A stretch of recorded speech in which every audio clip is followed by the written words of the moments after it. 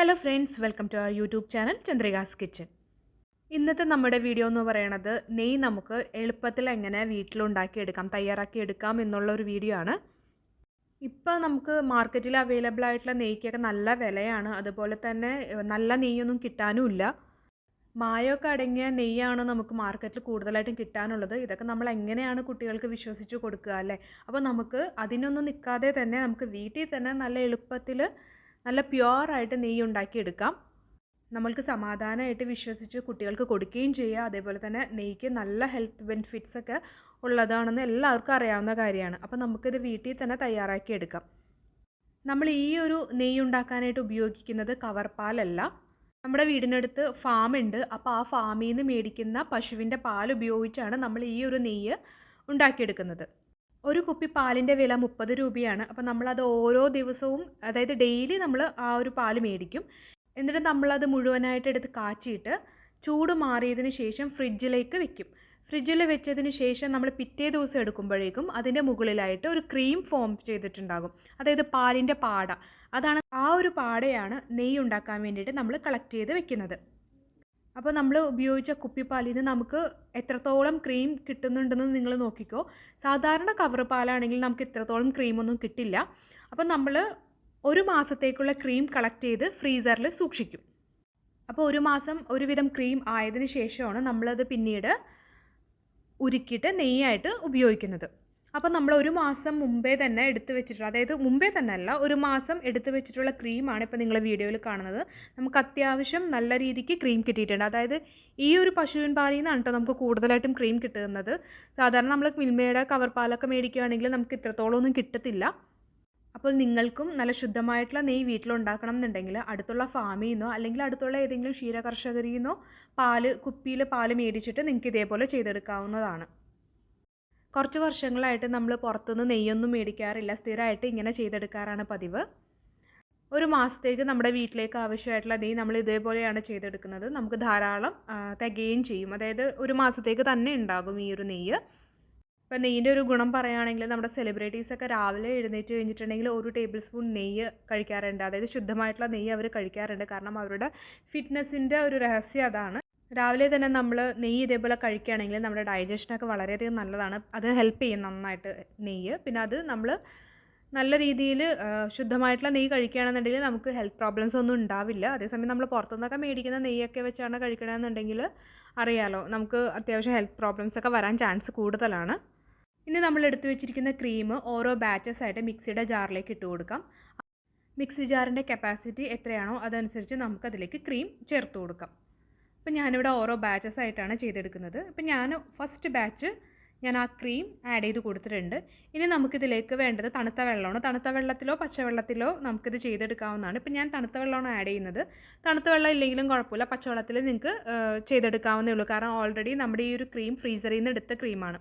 Already അത് തണുത്താണ് ഇരിക്കുന്നത്. അതുകൊണ്ട് നമുക്ക് കുഴപ്പമില്ല, നമുക്ക് ചെയ്തെടുക്കാൻ പറ്റും. ഇപ്പോൾ പച്ചവെള്ളം ആയാലും നമുക്കത് ചെയ്തെടുക്കാൻ പറ്റും.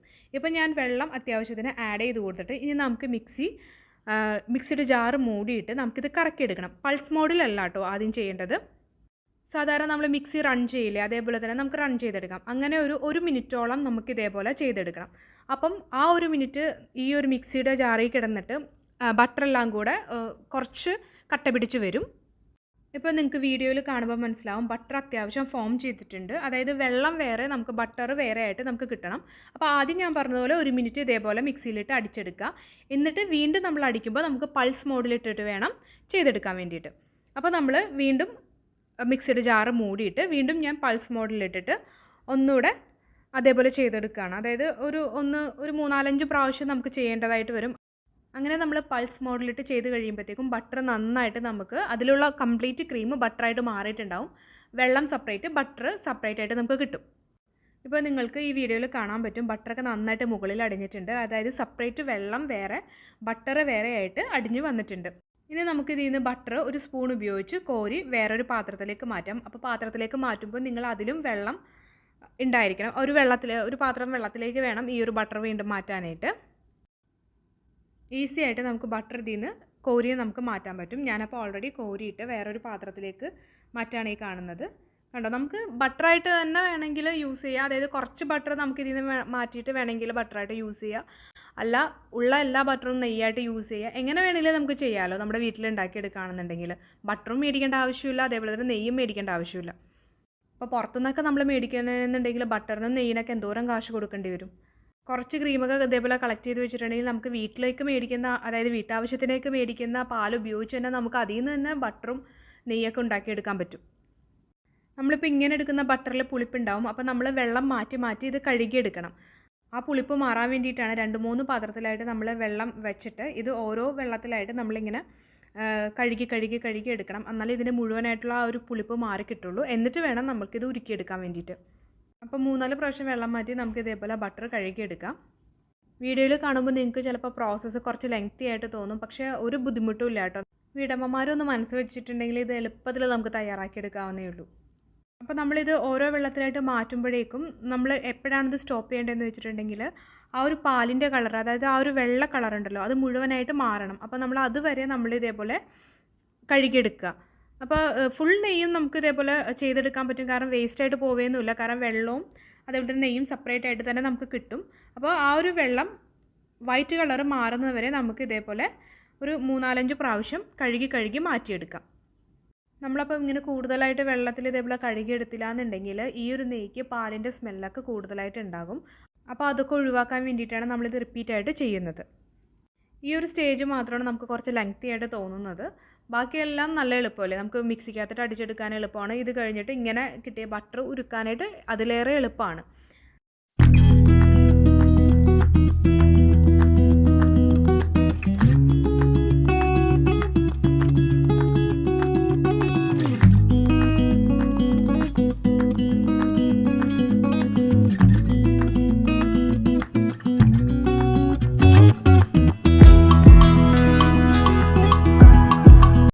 നെക്സ്റ്റ് പ്രോസസ്സ് എന്ന് പറയുന്നത് ഇനി വലിയ പാടൊന്നും ഇല്ലാത്തൊരു പ്രോസസ്സാണ്. നമുക്ക് ബട്ടർ ഉരുക്കിയെടുക്കണം. ബട്ടർ ഉരുക്കി കഴിഞ്ഞിട്ടുണ്ടെങ്കിൽ നമ്മുടെ നെയ്യ് നമുക്ക് ആയി കിട്ടും. അപ്പോൾ നമ്മൾ കളക്ട് ചെയ്ത് വെച്ചിരിക്കുന്ന ബട്ടർ നമുക്കൊരു ചീനച്ചട്ടിയിലേക്ക് ഇട്ട് കൊടുത്തിട്ട് അത് നന്നായിട്ട് ഉരുക്കിയെടുക്കാം. അപ്പോൾ നിങ്ങൾ ലോ ഫ്ലെയിമിൽ വെച്ചിട്ട് വേണം ഉരുക്കിയെടുക്കാൻ വേണ്ടിയിട്ട്. കുറച്ച് നേരം വെയിറ്റ് ചെയ്യേണ്ടി വരും. അപ്പം അത് ഉരുകട്ടെ, നമുക്ക് വെയിറ്റ് ചെയ്യാം.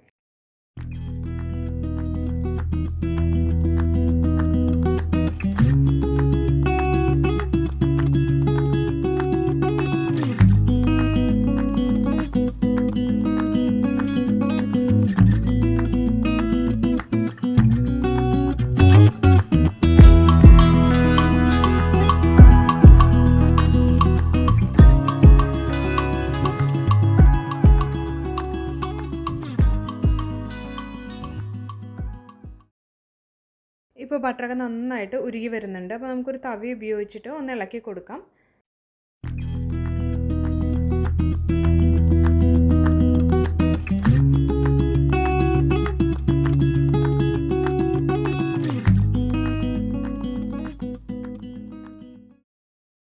ചിലർ ഉരുക്കുന്ന സമയത്ത് മഞ്ഞപ്പൊടിയൊക്കെ ഇടുന്നത് കണ്ടിട്ടുണ്ട്, അതായത് ഒരു കളർ കിട്ടാൻ വേണ്ടിയിട്ട്. ഇവിടെ ഞാൻ മഞ്ഞപ്പൊടിയൊന്നും യൂസ് ചെയ്യുന്നില്ല, കാരണം അതിൻ്റെ ആവശ്യമൊന്നുമില്ല. നമുക്ക് നാച്ചുറലായിട്ടുള്ള യെല്ലോ കളർ ഓൾറെഡി ഉണ്ട് ഇതിന്. അപ്പോൾ അതിൻ്റെ ആവശ്യമൊന്നുമില്ല. ഇതാ ഇപ്പോൾ അതേ ബട്ടറൊക്കെ നന്നായിട്ട് ഉരുകി മുകളിലൊരു പത പോലെ ഫോം ചെയ്തിട്ടുണ്ട്. അപ്പോൾ നന്നായിട്ട് നമ്മൾ ഇളക്കി കൊടുക്കുക.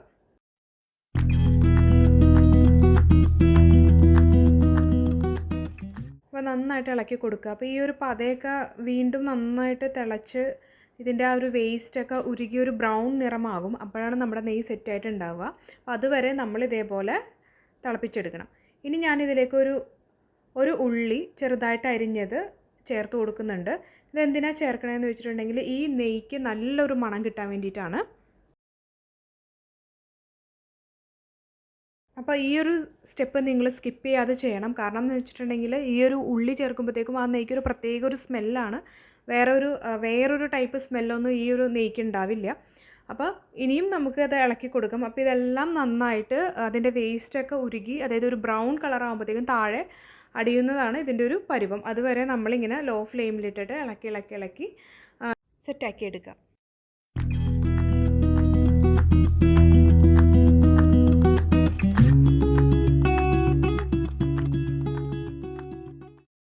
നമ്മുടെ നെയ്യ് ഇപ്പോൾ ഏകദേശം ആയിട്ടുണ്ട്. നമ്മളിട്ട ഉള്ളിയൊക്കെ നല്ല ബ്രൗൺ കളർ ആയിട്ടുണ്ട്. അതുപോലെ ചീനച്ചട്ടിയുടെ അടിയിലും നല്ല ബ്രൗൺ കളർ ആയിട്ടുണ്ട്. അതായത് ഇതിൻ്റെ വേസ്റ്റൊക്കെ അടിഞ്ഞ് നല്ല ബ്രൗൺ കളർ ആയിട്ടുണ്ട്.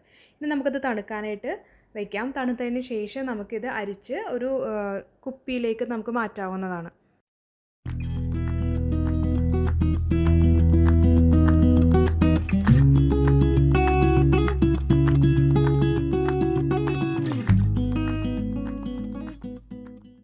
അപ്പോൾ ശുദ്ധമായിട്ടുള്ള പശുവിൻ്റെ നെയ്യ് ഞാനപ്പോൾ ഒരു ഗ്ലാസ് ജാറിലേക്കാണ് മാറ്റുന്നത്.